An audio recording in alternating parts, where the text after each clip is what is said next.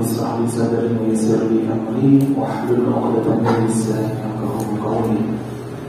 السلام عليكم ورحمة الله وبركاته.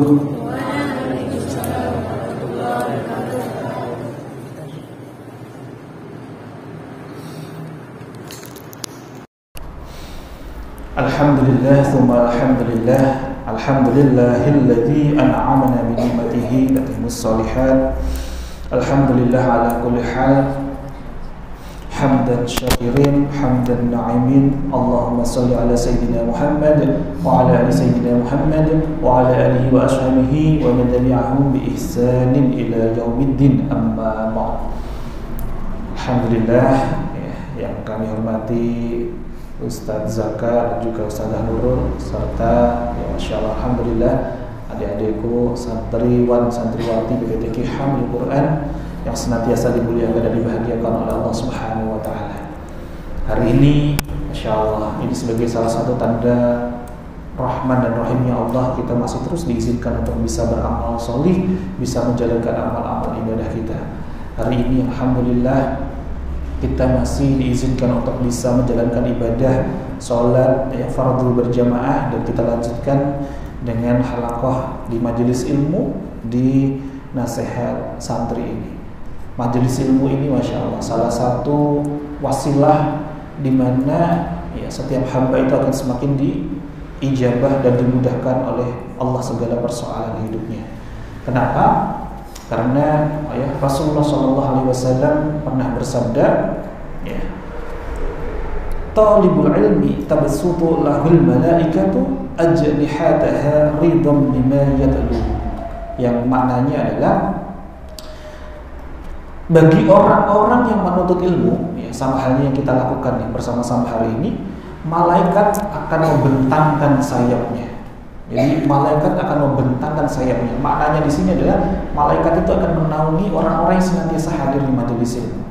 Dan Masya Allah, mengapa malaikat itu membentangkan sayapnya? Ya, disebutkan tadi ridho bima yatlubu. Karena malaikat itu ridho kepada orang-orang yang menuntut ilmu. Maka jikalau kita ini punya hajat, punya impian, punya cita-cita, ingin senantiasa ditolong sama Allah, pengen enggak kira-kira kita ditolong sama Allah? Pengen enggak? Ya, yang pengen coba angkat tangannya. Pengen tolong sama Allah, pengen. Nah, kayaknya cuma 50%, sebagian tidak angkat tangan ya. Insyaallah. Maka banyak-banyaklah hadir di majelis ilmu. Karena banyak sekali para ulama salafus saleh menerjemahkan makna dari malaikat yang membentangkan sayapnya. Ridhonya malaikat itu, yang maknanya adalah malaikat itu yang pertama, malaikat akan mengaminkan hajat-hajat kita. Apa saja hajat-hajat kita kalau kita hadir di majelis ilmu, malaikat yang hadir yang membentangkan sayapnya ini mengaminkan apa saja kita doakan. Yang kedua, malaikat akan senantiasa beristighfar, memohonkan ampun atas dosa-dosa kita, ya, memohonkan ampun atas dosa-dosa kita. Maka bismillah, sebelum majelis ilmu ini kita mulai, ini ada ya sebagian hajat saudara kita. Ini ada Eka Nurida Safitri ya, saudarinya Bu Happy yang saat ini sedang persiapan jelang operasi ya, ujian berupa kesehatan ini. Semoga Allah mudahkan, Allah lancarkan dalam proses ya, proses kesembuhannya, sehingga semakin diberikan kemudahan dalam beribadah kepada Allah Subhanahu wa Ta'ala. Ala barniyatin salihatin lahumul Fatihah. A'udzubillahi minasyaitonir rajim. Bismillahirrahmanirrahim. Alhamdulillahirabbil alamin. Arrahmanirrahim. Maliki yaumiddin. Iyyaka na'budu wa iyyaka nasta'in. Shiratal mustaqim. Shiratal ladzina an'amta 'alaihim ghairil maghdubi 'alaihim waladdallin. Kita doakan pula ya kepada kedua orang tua kita, para wali santri yang saat ini berjuang di luar sana. Demi apa? Demi kemudahan kita menuntut ilmu. Ya, semoga orang tua kita yang tiada hentinya banyak sekali jasanya buat kita, Allah semakin mudahkan, Allah lapangkan rezekinya, Allah mudahkan segala urusannya, Allah panjangkan umurnya, Allah hadirkan ampunan, Allah lipat gandakan seluruh amal-amal ibadahnya. Al-Fatihah. Bismillahirrahmanirrahim. Alhamdulillahirabbil alamin. Arrahmanirrahim. Maliki yaumiddin. Iyyaka na'budu wa iyyaka nasta'in. Ihdinas siratal mustaqim. Siratal ladzina an'amta 'alaihim ghairil maghdubi 'alaihim waladdallin. Dan terakhir kita kirimkan hadiah Fatihah, doa terbaik untuk adiknya Mas Catur adik maksudnya anak dari Pak Leknya Mas Catur yang pagi ini dijemput oleh Allah lebih dulu. Adiknya Mas Catur namanya Mas Hamzah. Ya, semoga Allah terima seluruh amal solehnya, Allah lipat gandakan seluruh amal ibadahnya. Ya Allah lapangkan kuburnya, Allah mudahkan nanti di yaumul hisabnya. Al-Fatihah. Bismillahirrahmanirrahim. Alhamdulillahirabbil alamin. Ar-Rahmanir-Rahim. Maliki yaumiddin. Iyyaka na'budu wa iyyaka nasta'in. Ihdinas siratal mustaqim. Siratal ladzina an'amta 'alaihim ghairil maghdubi 'alaihim waladdallin. Amin. Allahumma ighfir lahu warhamhu wa'afihi wa'fu anhu. Amin. Allahumma amin. Baik, alhamdulillah. Hari ini kita akan lanjutkan sesi nasihat santri. Tema kita kali ini saya ambil khusus hari ini karena berhubungan dengan kita banyak sekali baru kita muqaddimah masuk di beberapa kitab yang sedang kita pelajari. Artinya di setiap kita mau belajar kitab, kita selalu menjumpai awal dari yang kita maknai itu pasti apa?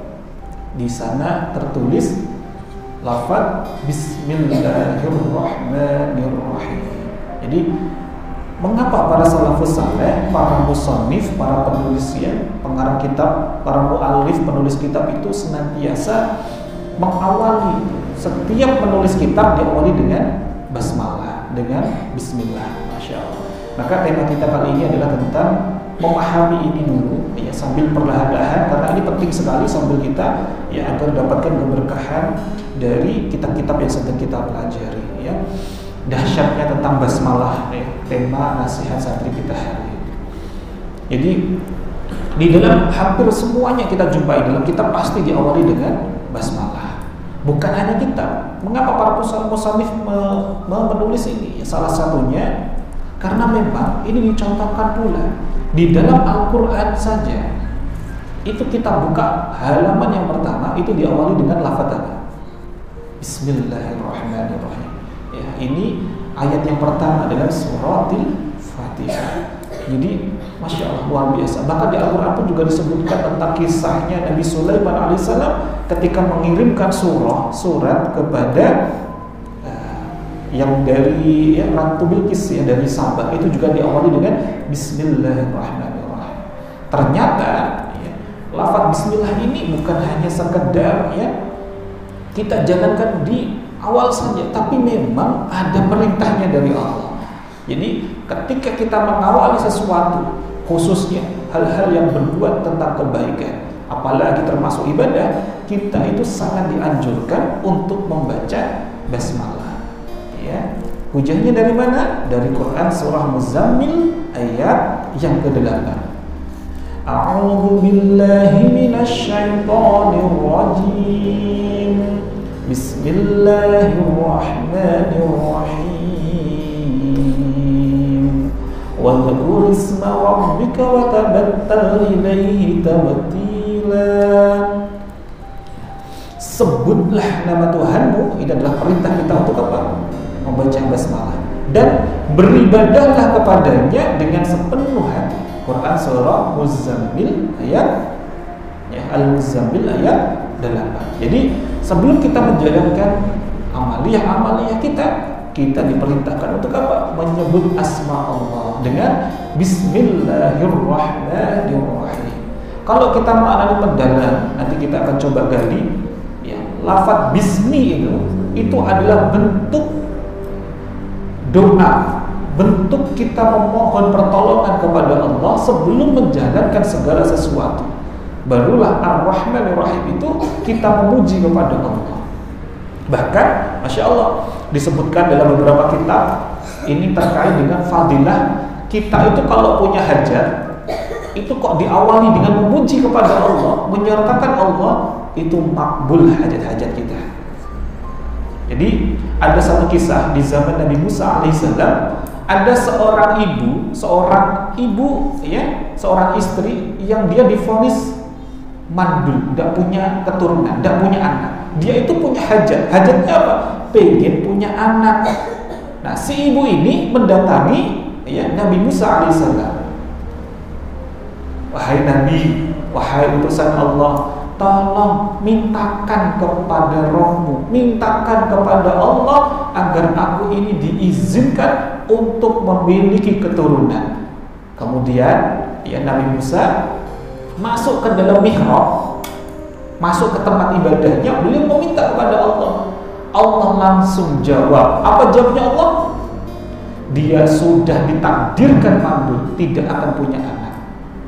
Besoknya lagi, si ibu ini datang lagi, ya, tanya lagi kepada Nabi Musa lagi, hai Nabi Musa, tolong mintakan lagi kepada Rohmu agar aku ini punya keturunan. Kemudian Nabi Musa alaihissalam berdoa lagi kepada Allah. Apa jawabnya Allah? Tidak. Si ibu ini sudah divonis, sudah ditakdirkan untuk tidak punya keturunan. Kemudian Nabi Musa menjelaskan perlahan-lahan, bahkan dengan halus kepada si ibu ini. Coba bayangkan, ini yang menjelaskan Nabi bagaimana rasanya ya hatinya seorang ibu tadi, pengen punya anak tapi belum dikaruniai sama Allah, apalagi sudah terdengar tadi katanya Nabi Allah apa? Sudah ditakdirkan tidak akan punya anak. Kemudian si ibu ini pulang. Selang beberapa tahun kemudian, si ibu ini datang kembali kepada Nabi Musa dengan menggendong bayi. Nabi Musa kaget. Ditanyalah si ibu tadi, Bu, ini anaknya siapa? Apa jawabnya si ibu tadi? Ini anak kandungku. Masya Allah. Nabi Musa langsung kaget. Saking kagetnya, Nabi Musa langsung menghadap kepada Allah. Beliau langsung masuk ke mihrab lagi berdoa, ya Allah, kok bisa? Engkau kan sudah vonis, ya, engkau sudah putuskan, engkau sudah takdirkan si ibu tadi tidak akan punya anak. Kok bisa tadi si ibu ini akhirnya ya bisa melampaui takdirmu? Bagaimana caranya? Apa jawabnya Allah? Ya, Masya Allah. Di situ Allah menjelaskan kepada Nabi Musa alaihissalam, ya, bahwasanya pertama si ibu ini berdoa kepada Allah, ya Allah karuniakanlah anak. Aku jawab tidak. Besoknya lagi si ibu ini minta lagi, aku jawab tidak. Kemudian si ibu ini memujiku, memuji Allah, memberikan pujian kepada Allah. Ya Arhamar Rahimin, wahai Zat yang maha pengasih dari yang maha pengasih, aku ingin punya anak, maka dengan rasa kasihku aku ijabah doanya. Masya Allah. Jadi dari ini saja, dari kisah ini saja kita bisa ambil pelajaran. Kalau kita punya hajat, kok itu diawali dengan pujian kepada Allah, maka makbul mustajab doa kita. Apalagi kalau kita punya hajat, punya keinginan, mau melakukan segala sesuatu, diawali dengan Bismillahirrahmanirrahim. Yang di dalamnya Bismi ini adalah tanda bahwa kita butuh Allah, butuh pertolongannya Allah, melibatkan Allah sebelum melakukan segala sesuatu, yang kemudian disertai pula dengan pujian kepada Allah Ar-Rahman dan Ar-Rahim. Bahkan ya, mengapa penting sekali ya anjuran membaca basmalah ini, sampai-sampai juga ya disabdakan oleh baginda Nabi Muhammad sallallahu alaihi wasallam ya, dari Abu Hurairah radhiyallahu anhu. Ya, Rasulullah sallallahu alaihi wasallam bersabda, kullu amrin dzibalin, setiap perkara yang penting la yubda'u fihi bismillahirrahmanirrahim, yang tidak disertai atau dimulai dengan Bismillahirrahmanirrahim, fahuwa abtaru, maka amalan tersebut terputus berkahnya. Saya ulangi lagi ya, setiap perkara yang penting tidak dimulai dengan Bismillahirrahmanirrahim, amalan tersebut terputus berkahnya. Masya Allah. Maka amalan membaca yang Bismillahirrahmanirrahim ini adalah amalan yang sangat dianjurkan. Makanya sampai-sampai para musallin tidak pernah luput dalam menulis kitab itu, pasti selalu diawali dengan lafaz basmalah. Masya Allah. Maka kita ambil dari kitab An-Nawadir di halaman 1 sampai dengan 2 yang dijelaskan, diterangkan, tuliskan oleh Syekh Syihabuddin Al-Qalyubi. Ini kisah tentang keutamaan baca basmalah. Dikisahkan oleh Syekh Syihabuddin Al-Qalyubi dalam kitab An-Nawadir. Ini kisah tentang seorang istri yang salihah dengan seorang suami yang munafik. Ya, ini kisahnya tentang seorang istri yang salihah dan seorang suami yang munafik. Wanita ini saking salehahnya, dia tidak pernah melakukan sesuatu kecuali diawali dengan membaca basmalah. Sementara suaminya, ya, ini merasa risih, merasa gak nyaman dengan perbuatan istrinya. Maka sang suami ini punya inisiatif, ya, dia bergumam, aku akan melakukan sesuatu, ya, yang membuat nanti istriku itu akan malu dengan sebab amalannya. Jadi suami ini pengen ngetes sama istri, pengen nyoba-nyoba, gitu ya. Hingga pada suatu hari sang suami ini, ya, mendekati istrinya, menitipkan dompet yang berisi, ya, uang, mau dititipkan kepada istrinya. Wah, istriku, tolong jaga baik-baik dompet dan uang ini, besok pagi akan kita gunakan untuk belanja. Maka apa jawab sang istri? Bismillah, saya terima. Jadi pas waktu sebelum terima baca apa? Bismillah. Kemudian dia bangun dari duduknya baca Bismillah. Mau jalan menuju lemari, dia baca apa? Bismillah. Dia buka pintu lemarinya, dia baca apa? Bismillah. Tarik lacinya, baca apa? Bismillah. Dia taruh dompetnya, baca Bismillah. Ditutuplah lagi lacinya, baca apa? Bismillah. Tutup lagi pintunya, baca apa? Bismillahirrahmanirrahim. Malam hari tiba, maka masuklah waktu pagi. Pagi hari seperti biasanya, ya, sang istri ini langsunglah ke dapur nyiapin untuk kebutuhan rumah. Ketika sang suami tahu, oh, istriku lagi di dapur, akhirnya sang suami mulai menjalankan aksinya. Apa aksinya? Dia buka pintu lemarinya, diambillah, ya, dibuka lacinya, ditarik, diambillah dompetnya. Dia coba tes, dompet ini dimasukkan ke sumur, belum dimasukkan ke sumur. Jadi sumur ini zaman dulu masih pakai tali, pakai ember itu, ya, yang ditarik itu. Tapi ini dimasukkan. Kemudian mandilah sang suami, pakai baju, siap-siap mau ke pasar, duduk, disiapin minuman sama istri. Kemudian sang suami bilang, dompet yang kutitipkan kemarin mana? Sini, kita mau belanja. Apa jamnya istri? Bismillah. Dia bangkit dan duduk, buka lemari, baca apa? Bismillah. Dia tarik lacinya lagi, baca apa? Bismillah. Dia ambil dompetnya, ada, dia baca Bismillah. Dia tutup lagi lacinya, baca Bismillah. Tutup pintunya, baca Bismillah. Dia jalan kepada suaminya, mengatakan Bismillah, ini suamiku, dompet yang aku jaga kemarin. Apa jamnya suami? Astagfirullahaladzim. Kaget beneran. Ya, suaminya pun juga kaget. Astagfirullahaladzim. Nah, istrinya juga tambah kaget kan? Ada apa? Kok ini persis dompet yang tadi aku lempar ke dalam sumur? Uangnya pun juga jumlahnya sama persis. Maka dengan wasilah itu suaminya langsung bertaubat kepada Allah.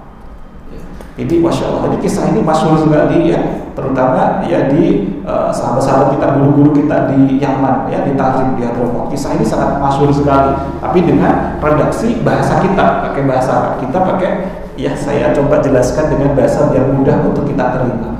Jadi apa maknanya di sini, ya, adik-adik, santri-santriku? Maknanya, ketika kita mengerjakan sesuatu yang baik-baik diawali dengan Bismillah, maka Allah akan kirimkan malaikat-malaikat penjaganya dan menjaga kita. Malaikat akan mengirimkan penjaganya dan menghadirkan yang penjagaan kepada kita. Masya Allah. Maka kapanpun dan dimanapun, ketika kita mau menjalankan sesuatu yang baik-baik, sertakanlah lafaz apa? Bismillahirrahmanirrahim. Nah, ada satu kisah lagi, ya. Ini kisahnya menarik sekali. Sebelum, bentar, ya, saya tambahkan dulu. Ada seorang, ya, al-alamah itu orang yang paling alim, orang yang banget alimnya. Ya, salah satunya beliau, ya, Al-Habib Atas bin Hafid. Al-Habib Atas bin Hafid ini dikenal ada. Beliau ini kakak kandungnya Habib Umar bin Hafid yang saat ini masyhur sekali di Darul Mustafa, ya, dari Yaman. Ini kakak kandungnya. Beliau pernah memberikan nasihat, apabila engkau mau mengerjakan sesuatu yang baik, ya, bacalah Bismillahirrahmanirrahim. Mau duduk, Bismillahirrahmanirrahim. Mau berdiri, bacalah Bismillahirrahmanirrahim. Mau menyentuh sesuatu benda yang baik dan bagus, Bismillahirrahmanirrahim. Mau pakai baju, Bismillahirrahmanirrahim. Dan semua yang berhubungan dengan kebaikan, ya, Al-Habib Attas menyampaikan, bacalah Bismillahirrahmanirrahim. Mengapa? Karena fadilahnya, insya Allah pekerjaan apapun yang baik jika didahului dengan Bismillahirrahmanirrahim, maka akan membawa keberkahan dan malaikat akan membentangkan sayapnya. Ini sebagai tanda kayak tadi, kalau malaikat itu sudah membentangkan sayapnya, tanda bahwa malaikat itu ridho kepada seorang hamba. Maka fadilahnya apa? Sama dengan tadi orang-orang yang di majelis ilmu. Kita didoakan hajat-hajat kita dikabulkan sama, ya, Allah diaminkan doa-doanya oleh para malaikat. Yang kedua juga dimintakan ampunan, ya, kepada Allah dan juga dicatat 400 kebaikan. Ya, ini ijazah dari Al-Habib Attas bin Hafiz. Nah, saya tambahkan ada satu kisah yang luar biasa, ya. Kisah ini, ya, dari kiai saya dulu, dari guru saya yang sangat masyhur, ya, salah satunya juga kemarin diingatkan kembali oleh guru saya, yakni Kiai Haji Wahidin Masduki. Beliau mengisahkan tentang kisah seorang santri dan kiai. Sebenarnya kisah ini juga sama, ada di kitab, cuman bahasanya kita coba mudahkan untuk kita, ya, fahami, ya, kisahnya coba agar lebih mudah kita fahami. Jadi sebagaimana kayak kita ini biasa ngaji di pesantren, ya, sang kiai biasanya juga apa? Menunggu murid-muridnya, menunggu santrinya untuk hadir. Ada salah satu santri yang dia itu tidak pernah tepat waktu, datangnya itu selalu, ya, akhir. Karena takzimnya seorang santri kepada guru, dia ingin agar gurunya itu selalu terhubung dengan santri. Ingat, zaman dulu itu para santri itu selalu tertanam dalam hatinya, kalau guru ada di hati santri, itu biasa. Itu biasa.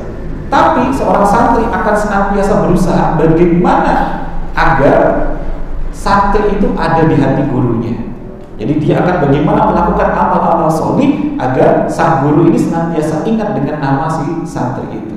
Ya, ini salah satu bentuk yang sangat luar biasa yang diterapkan oleh para santri-santri terdahulu. Jadi kalau santri itu senantiasa ingat nama gurunya, itu biasa. Tapi yang luar biasa adalah ketika guru itu senantiasa ingat dengan santrinya. Ya, ini baru luar biasa. Nah, si santri ini tadi yang seringkali nggak tepat waktu tadi, selalu datangnya akhir, karena pengen tersambung hatinya dengan guru, dia, ya, juga dari, ya, masya Allah, dari rumahnya tuh orang yang sangat sederhana. Punyanya di rumah apa? Dia bawa. Nah, saat itu sang santri ini punyanya buah nangka. Tahu buah nangka, ya? Ya, buah nangka. Buah nangka ini dipotong kecil-kecil. Tujuannya apa? Kalau nangka gede sekali dikasihkan guru udah habis.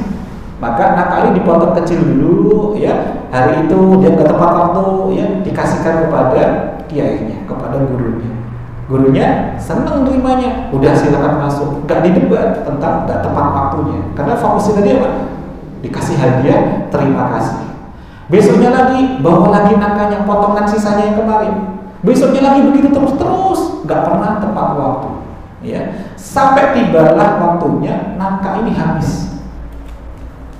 Jadi datang nggak bawa apa-apa, ditanyalah sama gurunya, sama kiainya, kenapa kok telat?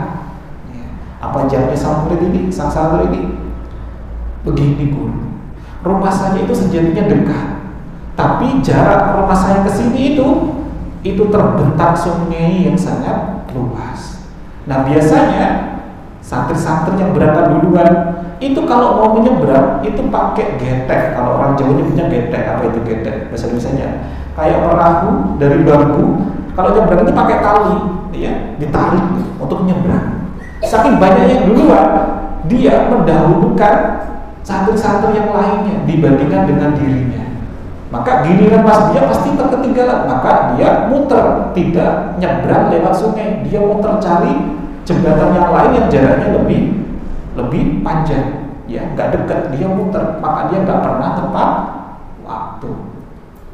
Jadi tolong ya guru, berikan saya ijazah agar saya itu ya tidak lagi datang akhir, agar saya tepat waktu. Berikan saya ijazah agar saya itu bisa jalan di atas air. Bisa apa? Kayaknya cuma ketawa di hatinya ya. Ini ada santri pengen jadi wali gitu ya, Masya Allah. Maka sang guru ini ya, masa ada santri kayak gini didiemin aja gitu ya. Maka sama santri diberikan ijazah. Apa ijazahnya? Baca Bismillahirrahmanirrahim, nangka sepotong. Apa tadi amalannya? Bismillahirrahmanirrahim, nangka sepotong. Dalam hati kiai ketawa, dalam hati ya, pengen ngerjain si santri tadi. Tapi ya, si santri ini saking yakinnya sama gurunya, saking yakinnya dengan ijazah ini ya, Masya Allah, beliau tidak punya prasangka yang lain selain apa?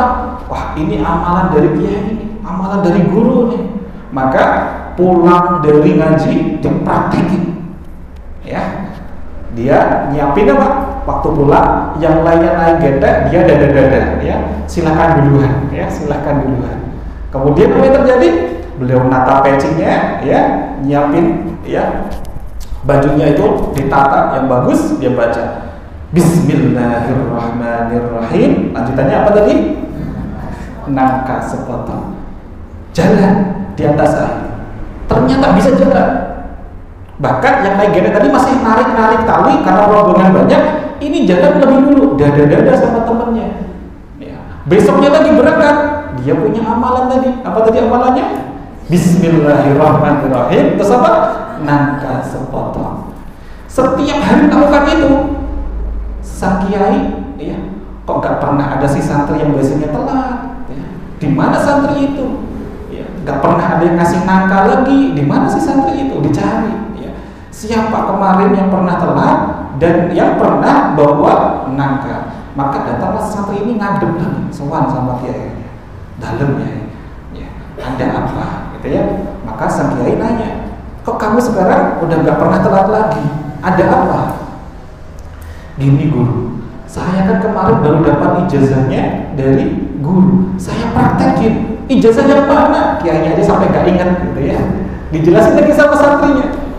Bismillahirrahmanirrahim, nangka sepotong. Kiainya dalam hati ketawa ya, Masya Allah. Ini gak mungkin. Tapi gak mungkin juga seorang santri ini sampai dusta sama gurunya. Kiai juga mikir, gak mungkin dia dusta sama guru. Tapi penasaran itu dipendam sama kiai ya. Amalan Bismillahirrahmanirrahim nangka sepotong. Segini dahsyatnya kah amalan Bismillahirrahmanirrahim itu? Maksudnya kiai. Nah, malam hari tiba, sang kiai baru selesai ngajar kitab, baru ingat kalau pada Isya dia ada undangan. Undangannya di kampung seberang sungai tadi. Undangannya untuk ngisi tausiah. Karena tadi keasikan ngajar ke santri, waktunya sudah mepet, ya, maka sang kiai buru-buru mau ke desa seberang. Nah, qadarullah, ternyata malam hari itu getek sudah nggak ada lagi yang aktivitas, nggak bisa nyebrang. Kalau muter lagi lewat jembatan jalurnya santri yang tadi telat tadi, maka sudah pasti acaranya sudah selesai. Maka apa yang dilakukan oleh kiai? Masa iya guru kalah sama santrinya, ya? Masya Allah. Sang kiai ini akhirnya apa? Benerin ya sorbannya ya, Masya Allah, benerin bajunya, benerin ya jubahnya, beliau praktekin. Tapi bentar, dari seberang udah kelihatan lampu ya, maksudnya itu orang kampung seberang sudah nungguin. Kok kiai gak datang-datang, di dada-dada udah kelihatan ya, kan itu cuma nyebrang sungai ya. Sang kiai ya udahlah, nekat ya, Bismillahirrahmanirrahim. Terus apa tadi amalannya? Nangka sepotong. Sekali langkah, dua langkah, tidur. Basah kuyup sang kiai. Apa yang bisa kita ambil belajar di sini? Apa yang bisa kita ambil belajar di sini? Dalam mengamalkan ilmunya Allah ini kita harus yakin. Si santri tadi yakinnya hakul yakin. Hakul yakin, yakin seyakin-yakinnya. Sementara sang kiai masih apa? Masa iya? Masih ragu. ragu dalam mengamalkan ilmu Allah ini. Akhirnya apa tadi? Bahasaku gak jadi. Ya Masya Allah. Allah ya kan. Ya Masya Allah. Baik, kita tambahkan ya. Ada seorang ulama yang sangat masyhur di Mesir, namanya adalah Syekh Muhammad Mutawalli Asy-Syahrawi. Beliau ini seorang ulama yang diberi gelar Imam Abdul Ad, imamnya para dai, pemimpinnya para dai. Bahkan beliau itu baru usia 11 tahun saja sudah hafal 30 juz. Ini namanya Syekh Muhammad Mutawalli Asy-Syahrawi. Ya, dalam apalanya beliau memberikan nasihat. Jikalau engkau terbiasa mengucapkan kalimat bismillah di setiap mau melakukan ya pekerjaan apapun itu, maka kelak nanti saat di hari kiamat, saat engkau dibangkitkan, saat engkau kemudian diberikan lembaran-lembaran amalmu, engkau akan menerimanya dengan mengucap Bismillahirrahmanirrahim sebagaimana kebiasaanmu di dunia. Kemudian tanpa kau sadari, tiba-tiba setelah kau buka catatan amalmu, dosa-dosamu terhapus. Maka di saat engkau di tengah keheranan, kok bisa dosa-dosa saya dihapuskan?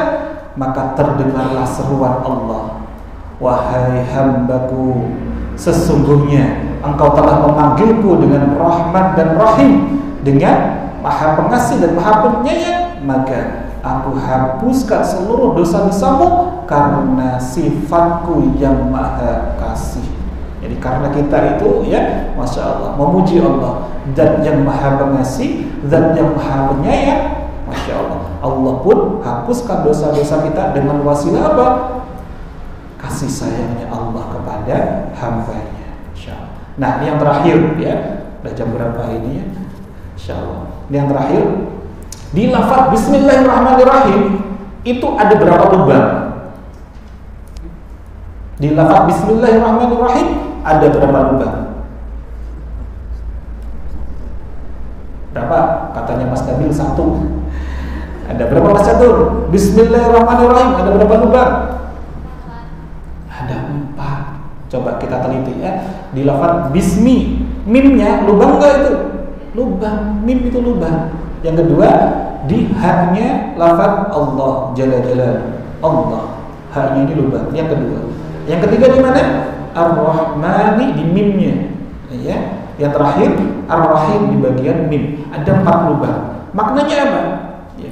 Barang siapa yang melazimkan ucapan Bismillahirrahmanirrahim, maka Allah Subhanahu wa ta'ala akan mengampuni dosa-dosanya yang dilakukan di 4 hal. Kita akan diampuni di 4 hal. Apa saja itu? Hal yang pertama, dosa kita di malam hari.